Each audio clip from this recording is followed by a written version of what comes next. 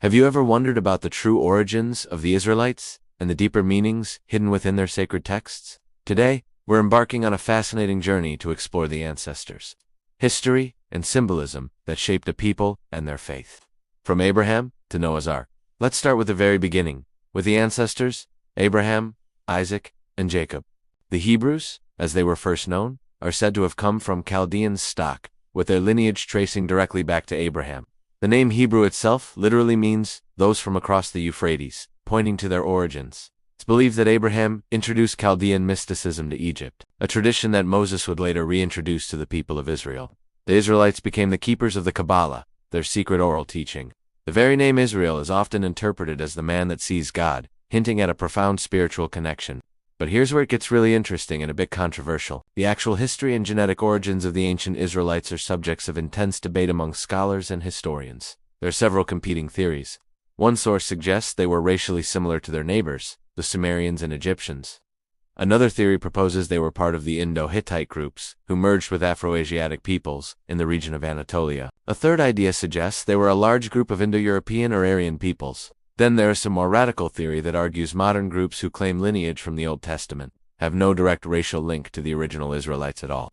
This theory posits that they are genetically related to other tribes, like the Huns, Uyghurs, and Magyars, specifically Edomite tribes that rose to prominence after the original Israelites migrated westward. As you can see, the question of who were the Israelites is far from settled, with threads leading in many different directions across history and geography. Now, let us turn our attention to one of the most foundational texts in history, the Book of Genesis. The Hebrew Genesis is a fascinating document because it shows clear signs of a dual origin. Many scholars believe it carries echoes from the Babylonian captivity, with names and stories that trace back to ancient Chaldean and Akkadian cultures. For example, the creation account in Genesis is not unique.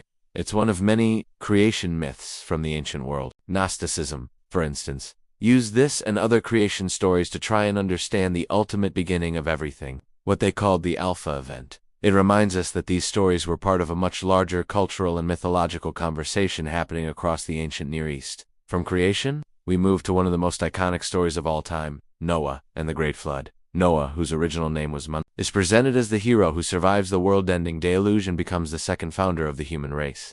There's a beautiful illustration in what's known as the Britches Bible called Noah's tree. This image portrays Noah's own body as the trunk of a tree, with three main branches extending from it. These branches represent his three sons, Shem, Ham, and Japheth, from whom all the nations of the world were said to descend. It's a powerful visual metaphor for humanity's shared ancestry stemming from a single source of survival. But what about the ark itself? Was it just a big boat? The symbolism runs much, much deeper. The Hebrew words for ark can mean either a wooden chest or a flat-roofed building, suggesting more than just a seafaring vessel. At its most practical level, the ark was a genetic repository. It contained a breeding pair of every animal, a divine project to safeguard the continuity of life on earth. It was a floating sanctuary, a microcosm of the entire living world, preserved against total annihilation. This powerful symbolism was not lost on early Christian thinkers. The early church fathers saw the ark as a prefiguration, a symbol of the Holy Catholic Church itself. In their view, just as the ark saved all who were inside from the floodwaters, the church saves believers from spiritual damnation. In this interpretation, Noah becomes a figure representing Christ. Think about it. Both Noah and Christ are associated with saving humanity through water and wood. Noah used the wooden ark to save his family from the waters of the flood. Christ, through the wood of the cross and the water of baptism, offers salvation to all humankind. The parallel is striking and became a cornerstone of early Christian theology. But there's another layer of symbolism, a more mystical one. In some esoteric traditions, the ark is seen as a symbol of rebirth in the womb. It represents a sacred space, not just for physical survival, but for spiritual transformation. It's the place where one can undergo a spiritual rebirth and emerge into a new state of being, a state of immortality. Some interpretations go even further, describing the ark as a symbol for the womb and the brain. This refers to a concept of a spiritual, androgynous organ within the human consciousness. A place where the spiritual self, the divine inner man, is immaculately conceived and born. This takes the story from a historical account to a deeply personal, internal journey of spiritual awakening. The ark becomes a vessel not just for traversing water, but for traversing the planes of consciousness.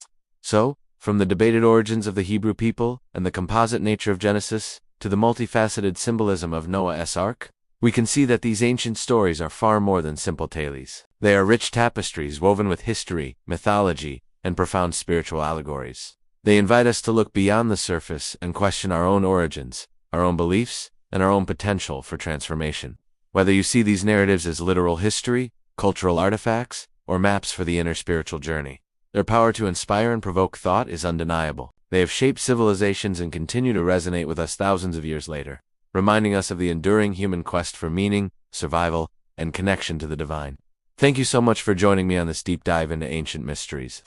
If you found this exploration fascinating, please give this video a thumbs up and subscribe to the channel for more content like this. Do you and forget to hit the notification bell so you and miss our next adventure into the hidden corners of history and spirituality. I'd love to hear your thoughts in the comments below. Which part of this history surprised you the most? Until next time, keep questioning,